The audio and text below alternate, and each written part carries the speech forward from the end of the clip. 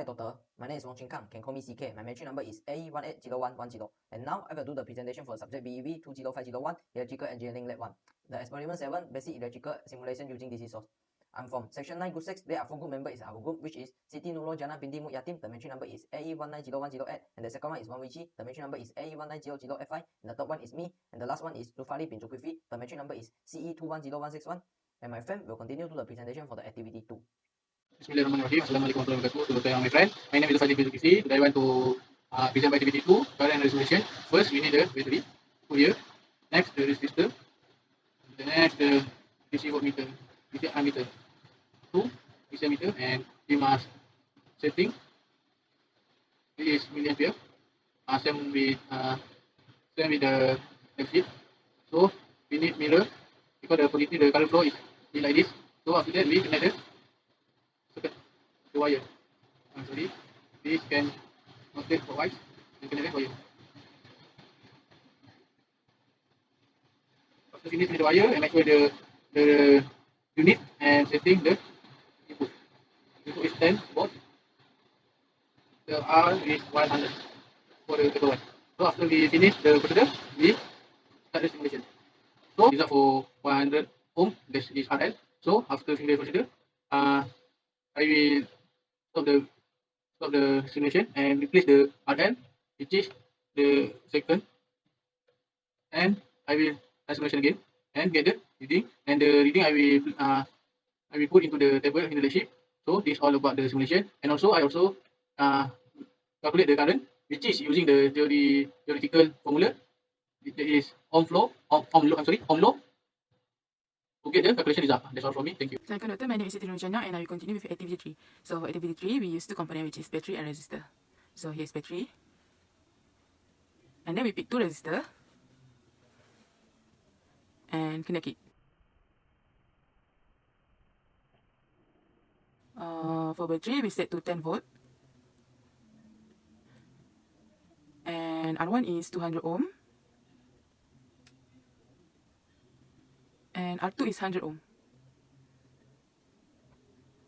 Then we put the AC voltmeter at R1 and R2 to measure the voltage.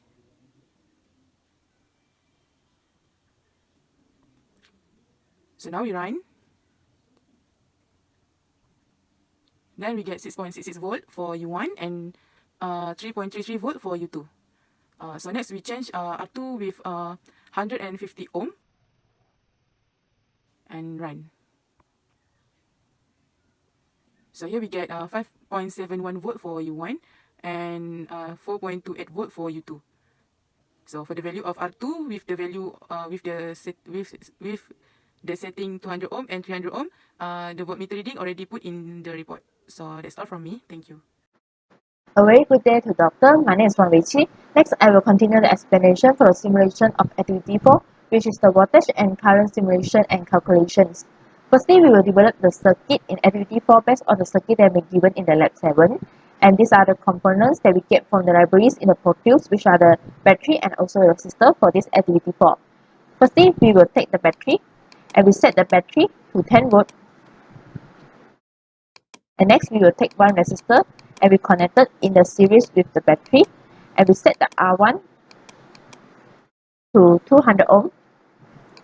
And next, we will take the one DC ammeter and we connect it in series with the R1. And this ammeter is used to measure the current that will flow through the R1 or the total current in this circuit. And we will take the second ammeter, we rotate clockwise and we connect it. We will take one resistor and in series with the ammeter, and we set the R2, which is to the 150 ohm. We will take the third ammeter and we place it here. We will connect it and we take the third resistor. We rotate clockwise and we set for the R3 is 100 ohm. While the 4 resistor, we also rotate clockwise and we connect it in series. We set this to 300 ohm, and next we can connect the whole circuit. We change the display range for ammeters to milliamps. Same goes to the second and also the third ammeter. We change it to the milliamps before we run the simulation. And next we can run the simulation and we can observe the value that we get from the ammeters, which is the I1, I2 and also I3. For I1 we get is 32.3 milliampere, which is the current that will flow through the R1 or total current in this circuit. For the I2 we get is 23.5 milliampere, which is the current that will flow through the R2. And the third ammeter we get is 8.82 milliampere, which is the current that will flow through the R3 and also R4. Besides that, we also can compare our simulated value with our calculated value by using the current divider rule and also the Ohm's law. We can calculate the total resistance in this circuit first, and next we can use the Ohm's law V equals to IR to calculate for the current, which is the total current, the I1. And next we can use the current divider rule to get the value for the I2 and also the I3. And next I will pass to my team members, which is CK, to continue for the simulation for the voltage in this activity 4. Thank you. Hi Doctor, and now I will do the presentation for the activity 4. Since Richie already explained how to calculate the ampere and show the simulation, and now I will show the simulation and explain how to calculate the voltage. First, we find the DC voltmeter. After we find the DC voltmeter, we put it to beside the resistor. Okay, after we put it beside the resistor, we connect it to the circuit. Okay, at the same time, when me to connect the voltmeter to a circuit, I will explain how to calculate the voltage in the theoretical way. Since Richie already explained how to get the ampere, so that we already got the ampere, so that we can calculate the voltage by Ohm's law V equal to IR. So by using the Ohm's law V equal to IR, we can get the voltage. Okay, after that, I will start to now I already done the connection, and now I will start to the simulation. Okay, after run the simulation, we will get the voltmeter reading. We record the voltmeter reading into the table 7.4.